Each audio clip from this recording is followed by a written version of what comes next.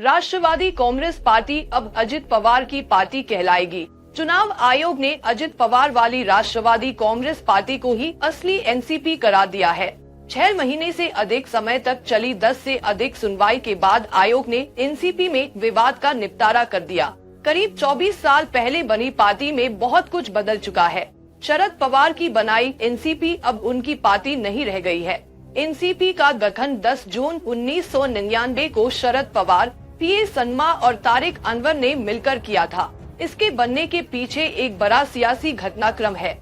आपको बता दें कि सोनिया गांधी ने जब राजनीति में कदम रखा और उन्हें कांग्रेस अध्यक्ष बनाने तैयारी शुरू हुई को शरद पवार समेत कुछ नेताओं ने इसका विरोध किया। कांग्रेस ने पवार, पीए सनमा और तारिक अनवर को 6 साल के लिए पार्टी से निष्कासित कर दिया। तीनों नेताओं ने मिलकर राष्ट्रवादी कांग्रेस पार्टी यानी कि एनसीपी बनाई। पवार एनसीपी के अध्यक्ष चुने गए। पीए सनमा और तारिक अनवर पार्टी महासचिव बनाए गए। एनसीपी को महाराष्ट्र में अपनी सबसे बड़ी चुनावी सफलता मिली। अक्टूबर 1999 में राज्य विधानसभा के चुनाव में एनसीपी तीसरे स्थान पर रही। पार्टी ने 223 सीटों में से 58 सीटों पर जीत हासिल की। जिस कांग्रेस से बगावत करके पवार ने एनसीपी बनाई, उसी के साथ गठबंधन करके राज्य में सरकार बना ली। साल 2004 में केंद्र सरकार का हिस्सा बनने के लिए पार्टी यूपीए में भी शामिल हो गई।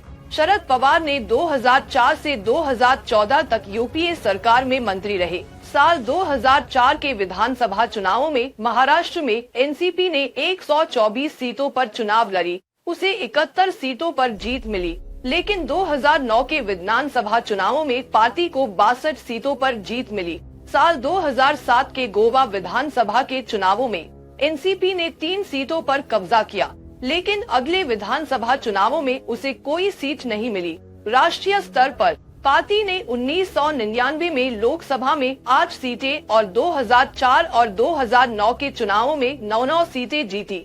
इस बीच पार्टी को पूरे देश में एक छोटा और निश्चित वोट प्रतिशत मिलता रहा। 2004 में यह 1.8% था, जिसमें 2009 में लगभग 2% तक थोड़ा सुधार हुआ। 2009 में पार्टी ने महाराष्ट्र के अलावा अन्य राज्यों में 46 उम्मीदवार उतारे, जिनमें से उसे 45 सीटों पर हार मिली। चुनाव आयोग ने अप्रैल 2023 में तृणमूल कांग्रेस और भारतीय कम्युनिस्ट पार्टी के साथ राष्ट्रवादी कांग्रेस पार्टी का राष्ट्रीय दल का दर्जा वापस ले लिया। दर्जा छीनने की वजह 2014 और 2019 लोकसभा चुनावों में पार्टी का प्रदर्शन था।